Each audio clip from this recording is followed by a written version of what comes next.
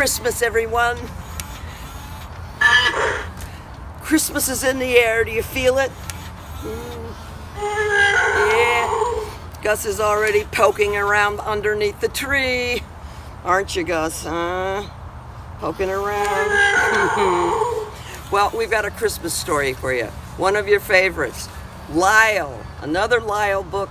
Lyle at Christmas. And it's by Bernard Weber.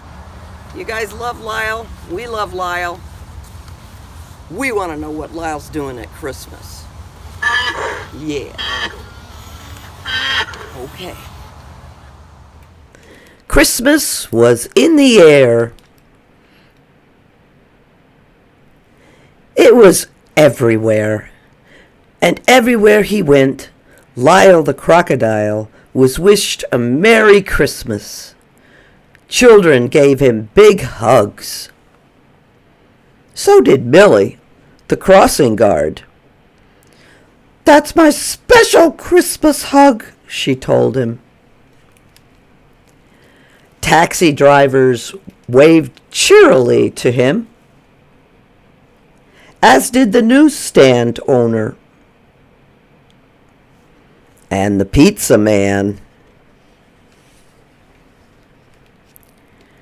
Everyone loved Lyle the crocodile, and in return, Lyle loved the whole wide world.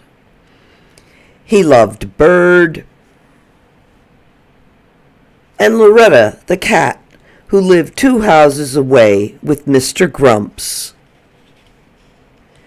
He loved East 88th Street and the house he shared so happily with Mr. and Mrs. Primm, their children Joshua and Miranda, his mother, and Bird.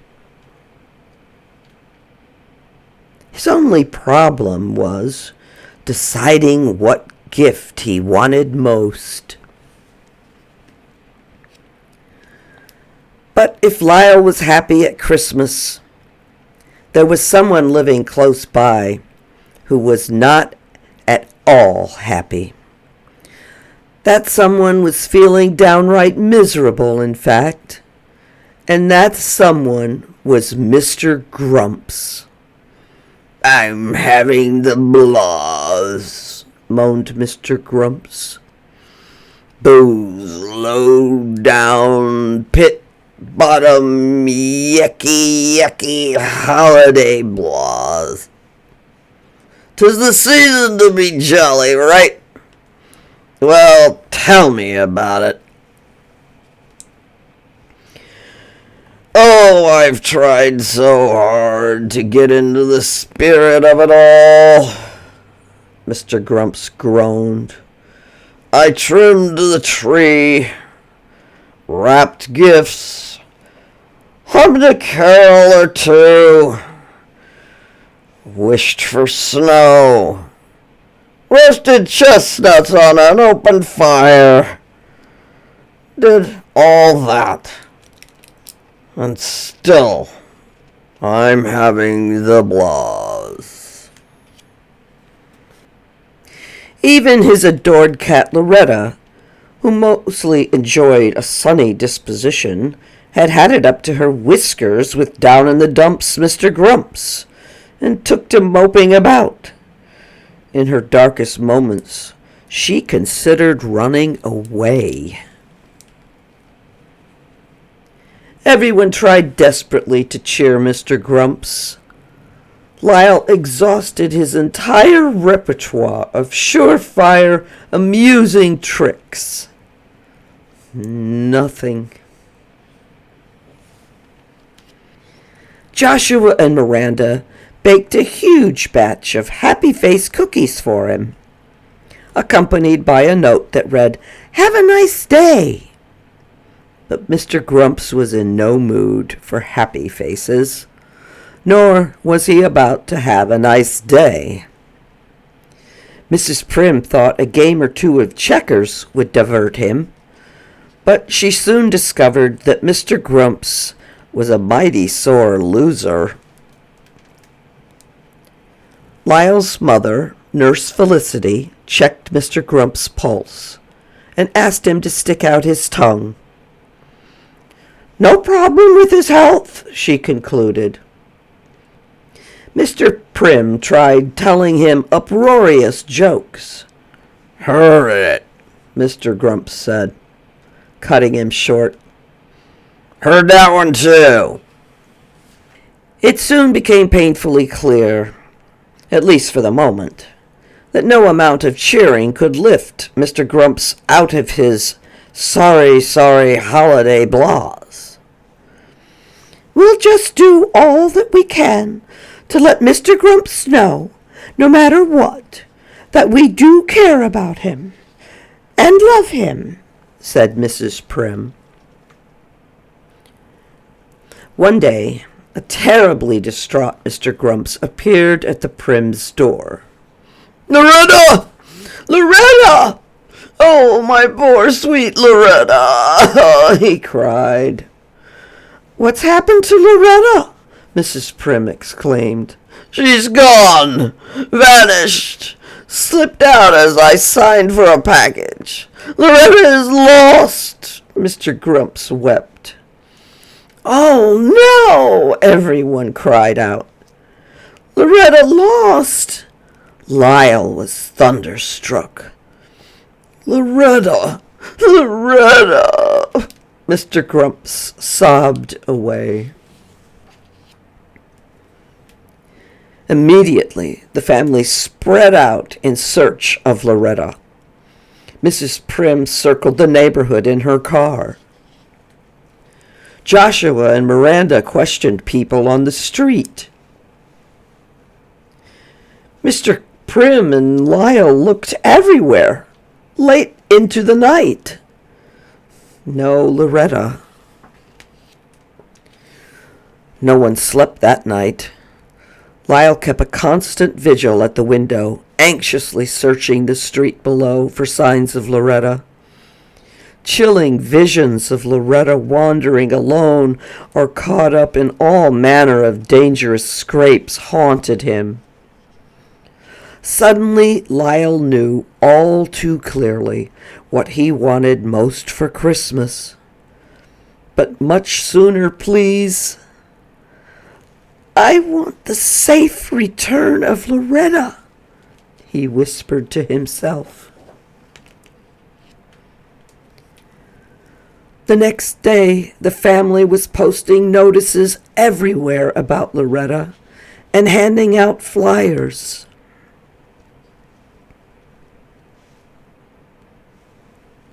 Mr. Grumps offered a handsome reward, and many strays were brought to his door. "No, that's not Loretta. Sorry, but not that one either. Nor that one," he said sadly, turning one after another away. "But do please try to find good homes for those cats," he always urged them. At long last, Mr. Grumps had something meaningful to be unhappy about.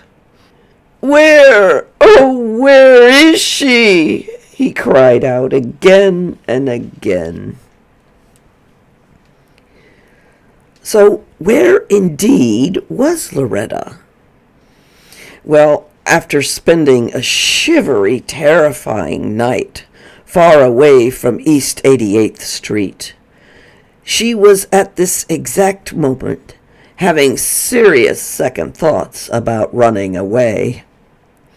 True, she had had her fill of grumpy Mr. Grumps, but now she began to miss him desperately, blahs and all, and she missed her friends, but mostly Lyle.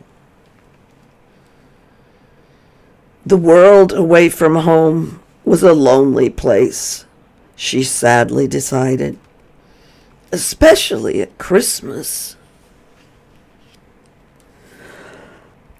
"Ah, what have we here?"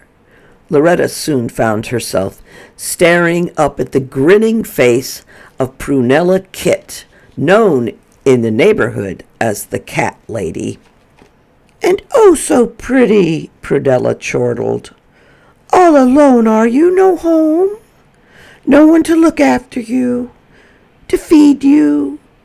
Oh, you poor shriveled darling. Well, not to worry. Prunella is here, and Prunella will take good care of you. Prunella scooped Loretta up, put her in a basket, and scurried home.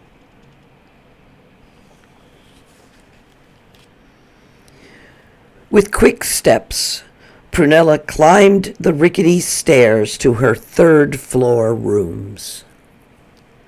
At the landing, she met an upstairs neighbor, and that neighbor was none other than Hector P. Valente, star of stage and screen. "Looky, look, will you?" said Prunella, proudly lifting the lid of her basket. "Not another cat, Prunella?" Hector rolled his eyes. "Yes, and isn't she a precious little lambkin?" Prunella cooed in a baby voice. "Adorable!" Hector shook his head in disbelief as he rushed off to work. Prunella entered her apartment and immediately set Loretta free. "Welcome home, my darling," she said. Loretta blinked with amazement. It was instantly clear that Prunella never met a cat she didn't like. Her place swarmed with cats. Cats here, cats there, cats galore everywhere. And some weren't at all nice. Now, more than ever, Loretta longed to be home. Meanwhile, the search for Loretta went on. Posting still another notice, Lyle and Mrs. Primm suddenly heard a familiar voice call to them from inside a house. They soon discovered the voice belonged to Lyle's former dance partner, Hector P. Valente, star of stage and screen. The old friends were delighted to see one another. But what was Hector up to now? Well, at the moment, it seemed, he was very busy cleaning windows. "Oh, do you live here?" asked Mrs. Primm. Hector came to the door. "Actually, I work here," he answered. "I perform star-quality house cleaning services. It's an interesting little side venture between stage and screen engagements, of course." "Oh, yes, of course," said Mrs. Primm. Lyle immediately gave Hector a flyer about Loretta. Hector read it with great interest, especially the part about the reward. He looked carefully at Loretta's picture. Suddenly, bells went off in his head. "I can find Loretta," he announced. Lyle and Mrs. Primm were overjoyed. "Oh, please, let's get her at once," said Mrs. Primm. "Not so fast," said Hector. "The people I work for will want a clean house before they return." "Oh, but we must find Loretta," Mrs. Primm pleaded.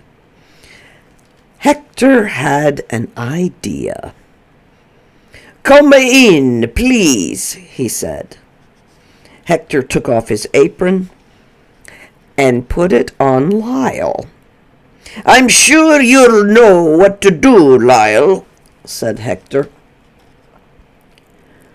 "I don't think Lyle should be doing this," said Mrs. Primm. But Lyle's cheerful smile encouraged Mrs. Primm to leave with Hector. "Goodbye, dear," said Mrs. Primm. "We won't be long, I'm sure." "See you later," said Hector. "And do, please, remember to dust under the beds." Lyle was so delighted at the prospect of finding Loretta, he got to work at once, and with great enthusiasm. He scrubbed the dishes thoroughly in hot sudsy water, and admired his reflection in their gleaming brightness. After polishing the silverware, Lyle went on to make the beds. As always, he was proud of his hospital corners and pictured how pleased the homeowners would be when they returned. After that, there was the usual scrubbing, dusting, sweeping, and waxing. To lighten his house-cleaning chores, Lyle decided to have fun with floor waxing by pretending to do a television commercial. "See my shiny waxed floor?" he made believe he was saying. "Isn't it beautiful? Isn't it gorgeous? Want to know my secret? Dazzle. That's right, folks. Dazzle floor wax. So, if you want your floor to sparkle like mine, rush out this very instant, if not sooner, and get yourself some Dazzle. And do get that giant economy size. Take it from Lyle. You won't be sorry. Oh, and by the way, friends, remember our slogan, Dazzle Dazzles." Lyle was so pleased with his commercial, he began to dance. Oops! The waxed floor was slippery, and he fell, kerplunk, at the feet of Mr. and Mrs. Worthmore, the owners of the house, who had just come home. They were not amused. In fact, they were so astonished to find a crocodile prancing about the house, Mrs. Whitmore promptly fainted as Mr. Whitmore managed somehow to call the police. The police arrived and arrested Lyle. He was charged with breaking in. News of his arrest was broadcast far and wide. Later in court, the judge was about to have Lyle locked up when Mrs. Primm, Hector, and Prunilla burst in with Loretta. Lyle's eyes lit up the instant he saw Loretta. "Please, Your Honor," Mrs. Primm pleaded, "Lyle is innocent. He was merely helping to clean so Hector could be free to find Loretta." "Is that true?" asked the judge. "Yes, Your Honor," said Hector. "And where exactly was Loretta?" asked the judge. "Safe and sound in my home," Prunilla spoke up proudly. When they heard this, Mr. and Mrs. Whitmore, who were also in court, immediately dropped the charges. They even commended Lyle for doing an outstanding job cleaning their house. "Best we ever had," said Mrs. Whitmore, looking scornfully at Hector. "Case dismissed," said the judge. On Christmas Eve, Mr. Grumps gave a dinner party. Everyone was invited. The Primms, Lyle and his mother, Hector, Prunilla, and even Mr. and Mrs. Worthmore. Besides sharing the reward for finding Loretta, Hector and Prunilla seemed also to share a blooming fondness for one another. "We will need to find good homes for your cats, Prunilla," said Hector. "We'll be on the road so much, you know." "Oh, of course, Hector dear," Prunilla said adoringly. Mr. Grumps and Loretta were blissfully reunited. "Friends, this is a most joyous, meaningful night," said Mr. Grumps. "And so I say to one and all, Merry, Merry Christmas, and goodbye forever to the Blaws." Everyone smiled, especially Lyle and Loretta. Well,